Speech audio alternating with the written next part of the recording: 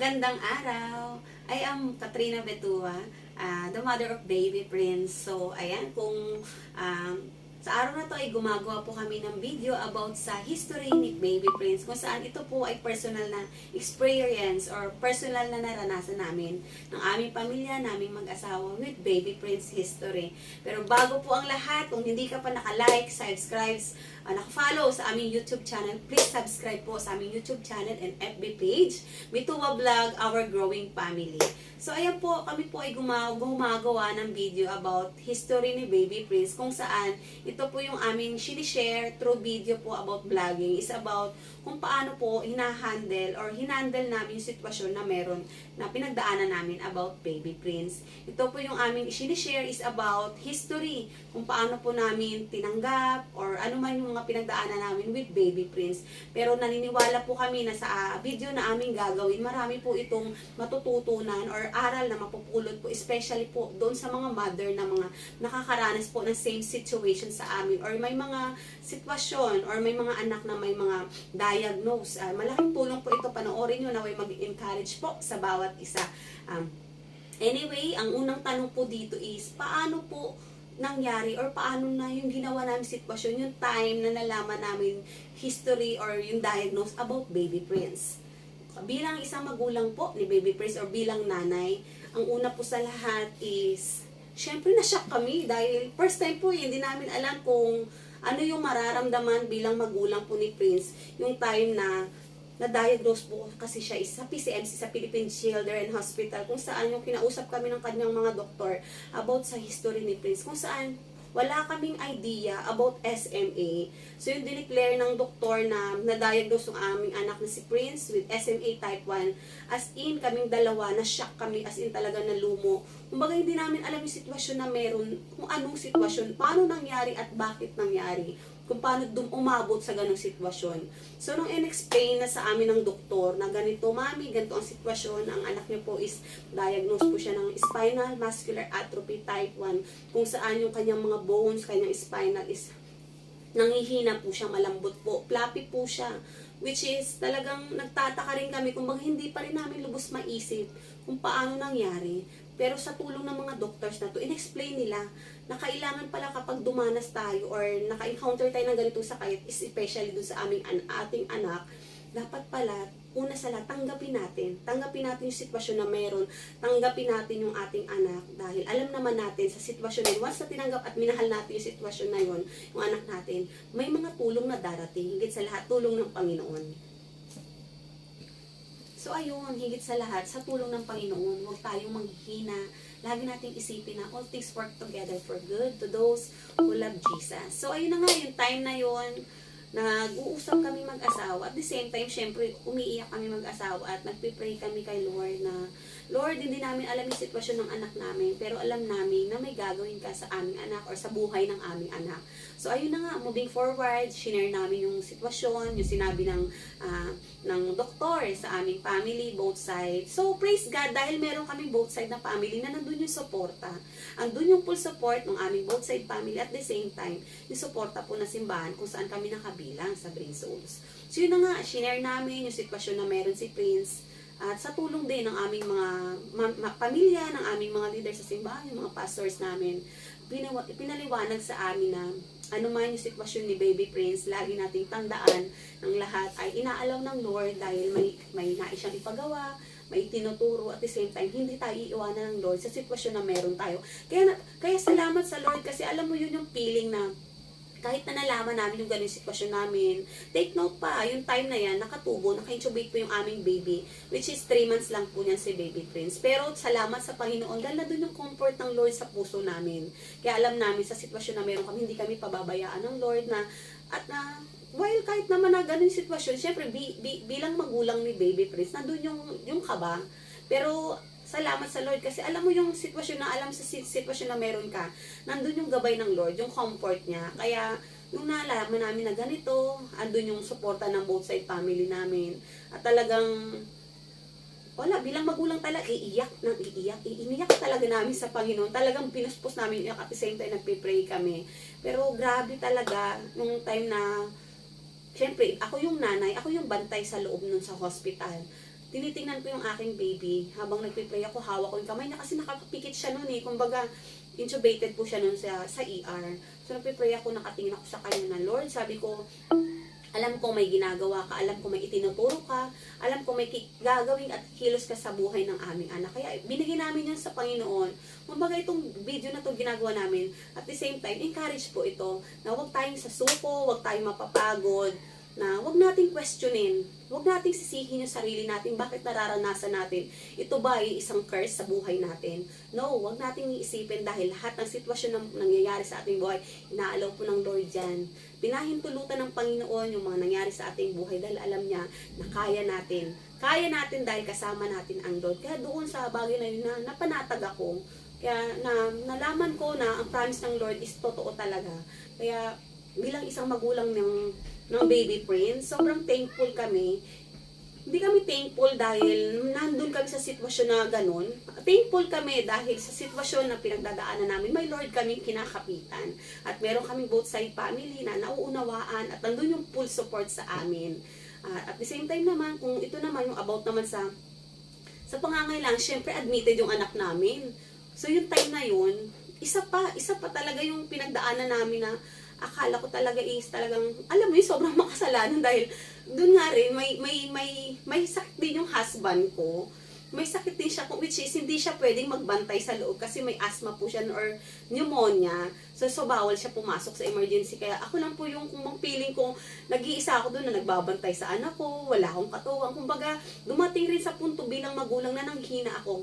Nanghina talaga ako physical at talagang, syempre bilang kapapanganak pa lang, nandun yung talagang postpartum ko or something na stressful at talagang nakikita mo yung bawat sitwasyon ng nasa ER na sobrang nahihirapan yung mga bata. May mga question tayo sa isip natin, bakit Lord? Bakit may mga ganitong batang nahihirapan? Na kumbaga hindi nila deserve yung ganitong sitwasyon. Pero sabi ko nga sa inyo na talagang mabuti ang Lord kasi tinitwist niya yung isip ko in a positive. Kaya yun, malakas na naman ako. Talagang pag si CR ako, iiyak ako, babalik na naman ako malakas kasi ayaw ko maramdaman ng aking anak ni Prince. Ayaw ko maramdaman niya yung nanghihina ako. Gusto ko yung maramdaman niya is strong yung mama niya, strong yung papa niya, strong kaming lahat para sa kanya. At nandito kami para sa kanya na nagpipray para sa kanya. So yun, moving forward, na talagang yung nangyayari na time na yun, nasa loob si Prince, talagang ang dami kong iniisip eh. Sabi ko, Lord, paano to? Kasi ang sabi nga ng doktor, Mami, ito yung kailangan. Yung unang inilatag, ventilator. So ngayon, ang daming mga kailangan i-provide. Ang daming kailangan i-provide na talagang akala namin is talaga. So ayun, may mga needs na kailangan sa hospital. Siyempre kung wala naman sa loob ng hospital, kailangan mo siyang bilhin sa labas. Which is yung time na yun, as in wala kami kapera-perang mag-asawa. Kasi kung hindi niyo po na alam, yung time na yun is may ubo nun si Papa Angel, yung papa ni, by the way, ang pangalan ng father ni Prince, baka nalilito kayo, is Angel po, Angel. So yung time na yun, na diagnose si Prince, is talagang, nasa work pa yung husband ko, si Papa Angel, pero kailangan niyang umexit, gawa nga nung wala akong katuwang kay Prince. So kung magtataka kayo, dahil ako lang yung nasa loob ng hospital, nagbabantay sa emergency room, hindi po siya pwedeng pumasok. Bakit nga po? Kasi nga po, dahil grabe ang nangyari sa sitwasyon namin, sumabay po, na-diagnose din po yung asawa ko sa pneumonia. May tubig daw po, as per dun sa doktor niya, may tubig daw po sa kanyang baga. So, panibagong lugmok na naman sa akin yun. Sabi ko, Lord, napakatanong talaga ako, ganun ba ako kasama, Lord? Bakit sabay yung aking baby? At the same time, yung husband ko, na kailangan ko siya. Ngayong time na to, kasi nga, yung sa sitwasyon na meron kami sa aming anak. Pero, sabi ko sa asawa ko, hindi natin kiniklaim ang sakit na yan na diniagnose or sinabi ng doktor sa'yo, magpa-second opinion tayo. Kaya sabi ko, pumayat naman talaga si Papa Angel. Kita ko naman talaga kasi yung mga panahon na yun siguro, dala rin ng mga bisyo niya noon, yung mga fast niya. Pero ngayon na, sobrang good boy ng asawa ko dahil sa tulong ng Lord, binago po siya. So nagpa-second opinion kami, in a short story, nagpa-second opinion po kami. So yung nalaman namin na, nung nalaman ng doktor na ganun yung diagnose, gusto ng doktor niya, ipa-admit po siya. Sabi ko, Dok, hindi pwede siyang ipa-admit kasi naka-admit yung baby namin. So, parang nahabag yung doktor niya. Kaya sabi namin, magpapa-second opinion po kami. So, may niresetang gamot sa kanya tinake po na niya yun 1 week. So sabi namin, after niyang i-take to in a 1 week, magpapa-second opinion tayo sa ibang hospital, sa ibang center. So praise God, dahil yung nakita namin yung resulta ng kanyang second opinion na sa doktor na iba, so wala po siyang tubig sa baga. So 'di ba nakakatuwa kung napapansin natin yung knowledge ba, yung wisdom na pinagkaloob ng Lord. Kung patuloy kong sinunod yung sinabi ng doktor na ipa-admit yung asawa ko, pahigupan ng tubo, kunin yung dugo dun sa, yung tubig dun sa baga niya. So ano paano lang, di-admit, dala-dalawa. Kumbaga nandun yung guidance ng Lord na huwag mong gawin yan. Ito muna yung proceed. Dito ka mag-proceed, dito ang gawin, ito ang gawin mo, ito ang gawin nyo. So salamat sa Lord kasi hindi ko pina-admit yung asawa ko. Pero nag-take po siya ng gamot nun. Kaya kung mapapansin nyo po, ako lang yung bantay nun sa ER kay Prince. Pero nandun pa rin po yung yung sadness, yung pag-aalala ko. Sabi ko, syempre ang dami nire-reseta sa baby ko, kay Baby Prince sa hospital. So yung time na yun, yung gamit naming motor talagang sobrang luma, as in sobrang luma, tapos hindi pa siya agad na late yung kanyang rehistro, kaya alanganin din kami. Ito yung bumabiyahe kami, pumupunta kami sa mga bilihan ng gamot. Grabe yung intercede namin. Grabe yung intercede ko na, huwag kaming mahuli. Lord, ginagawa namin to para sa anak namin. Kailangan mabili yung gamot. At mabuti ang Lord kasi di naman kami nahuhuli. Talagang nandun yung pinapadaan kami ng mga MMDA. Once nga nahuli kami, talagang namali yung daan namin. Pero sa tulong ng Lord talagang, ang sabi namin dun sa MMDA, sa police, Kuya, pasensya na, out of mind kami kasi yung anak po namin naka-admit sa hospital. So, mabait yung Lord dahil yung MMDA na to, naintindihan kami dahil magulang din daw siya. So, di ba, praise God. So, ayun nga, sa moving forward na kwento, ang daming kailangan ni Prince na bilhin. Sabi namin, saan namin bibilhin to? Paano? Dahil wala nga kaming fund. Pero syempre, una sa lahat, yung tulong din ng extended family namin, sa both side family nila, namin, andun yung suporta nila, nilalatag din namin sa churchmate namin, sa leaders namin, sa pastor, yung sitwasyon. At syempre, mabait ang Lord. Nandun yung extend ng blessing ng aming leaders ng simbahan, ng mga miyembro. At ito pa ang nakakatuwa doon kasi lahat po ng government agencies sa Mambugan, sa Antipolo, nilapitan po namin yan. Pila dito, pila doon. Pero dahil syempre, magulang ka, gusto mong mabigay mabigay yung kailangan ng anak mo dahil nga nasa hospital. So, paano? Ang uso lang naman yung time na yun, guarantee letter, madalang sila magbigay ng cash assistance. Pero sabi ko, Lord, kailangan namin ng cash kasi may pinapabiling gamot, hindi naman pwede sa guarantee letter yun. So, andun na naman, pray na naman kami. Sabi ko, Lord, yung pabor na, ang time na yun, ang nag-aalaga nun sa kay Prince, yung pihay ng asawa ko, si Ate Malu. So, praise God, dahil nakaka-exit kami para magpasa ng requirements, ng mga papeles, ng mga social case study, indigency sa mga gobyerno po.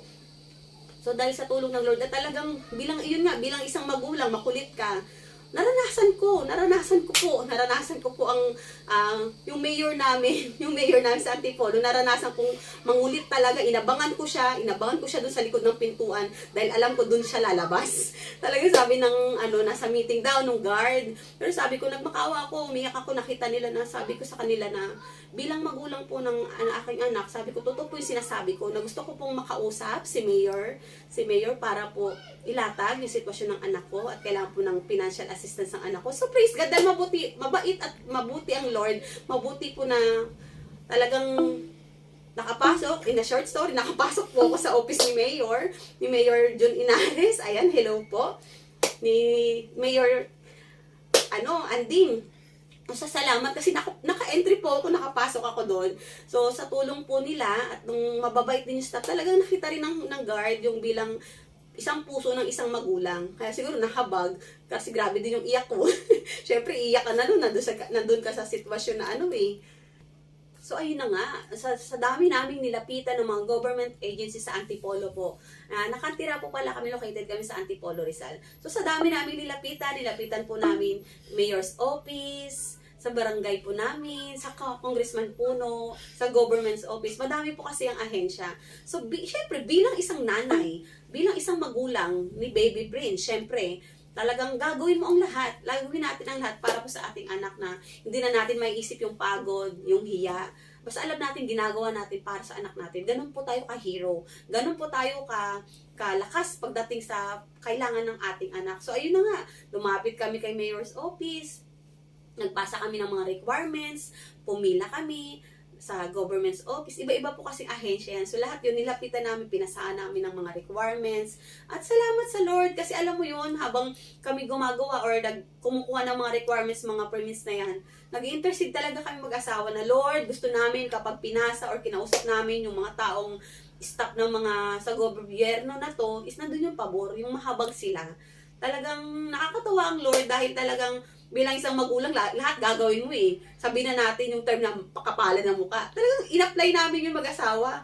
Kaya sabi kung nandun na yung, kung minsan kumakain kami, alas 5 na ng hapon, yung tanghalian namin. Pero wala sa isip namin, nagkanda binat-binat na ako noon kasi panganak ko pa lang. Pero hindi naman hinayaan ng Lord na talagang manghina yung katawan namin physical. Bagkus nandun yung kalakasan na sinusustain niya sa amin para po talaga magawa namin yung mga dapat. Kasi in a one day, kailangan ma-process namin yun. Kasi sa next day, hindi available yung magbabantay kay Prince. Kumbaga, the whole day na yun, nilalakad namin lahat ng mga requirements para makapagpasa po ng financial assistance. So, yun nga, in a short story, talagang mabuti ang Lord kasi yung mga taong kinausap ko or kinausap namin dun sa gobyerno na yun, nandun yung pabor na talagang nakita pa lang nila yung diagnose kay Prince. Ay, sabi niya, kawawa naman yung baby niyo, naka-admit. So, konting share about yung sa nangyari kay Prince. So, nandun yung nila, nandun din yung supportan na talagang maaasahan, na talagang tutulungan kanila.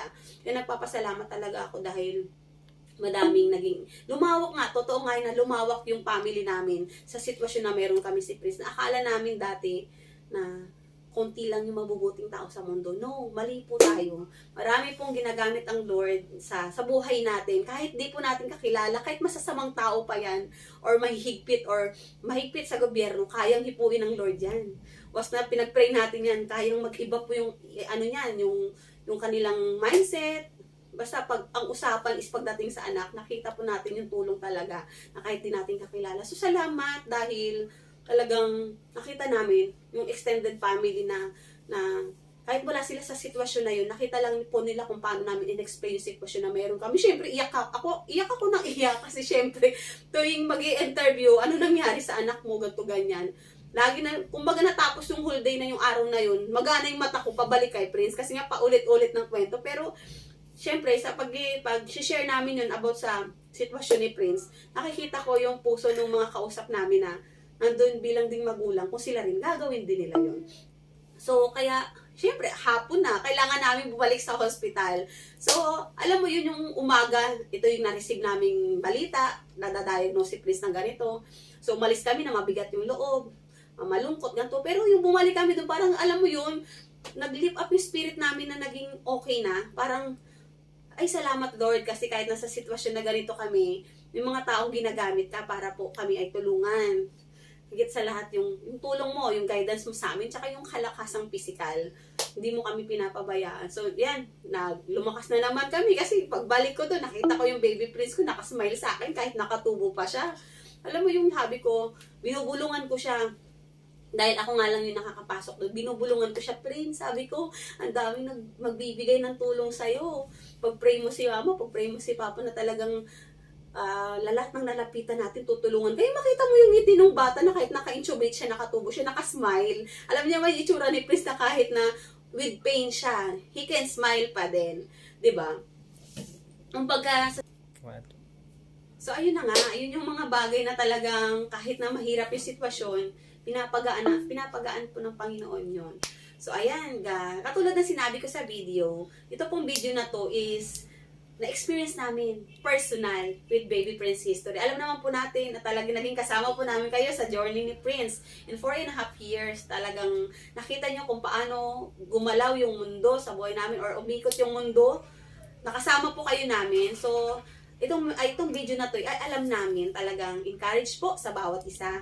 May sitwasyon ka man na pinagdaanan katulad namin or wala kang pinagdaanan, alam po natin na iba't iba po yung ating mga pagsubok or iba't iba yung sitwasyon na meron tayo. Lagi nating tandaan, anuman yung sitwasyon na meron tayo, lagi nating tandaan na all things work together for good to those who love Jesus. lahat po na nangyayari sa ating buhay, huwag po natin i-questionin o sisisihin kung sino man sa buhay natin. Lagi nating tandaan na hindi inaalaw ng Panginoon sa buhay natin yung sitwasyon na meron tayo. Kung alam natin na hindi tayo sasamahan ng Lord. Lagi nating tandaan yung sitwasyon na meron tayo ngayon, tinapos na lang Lord yun sa krus ng Kalbaryo. Kaya naniniwala ako na kung kinaya namin, kakayanin nyo din talaga.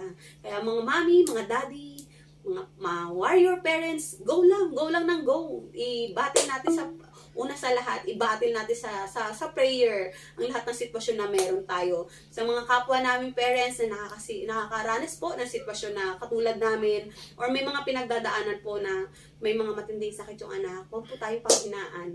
Huwag po tayong mapagod dahil kung kami ay tinulungan ng Panginoon sa sitwasyon namin na meron kami, kayo din po. Ay, kahit talagang kung kailangan nyo po ng mag-encourage or something na magpapalipap ng inyong spirit or kailangan mag-advise about kung anong gagawin, open po, ayan, message nyo kami through messenger or comment below po sa mga gusto pong may mga katanungan kayo. Andito lang po kami bilang mag-encourage po sa inyo. At alam niyo naman po kung bilang isang magulang lahat po ay gagawin natin para sa ating anak.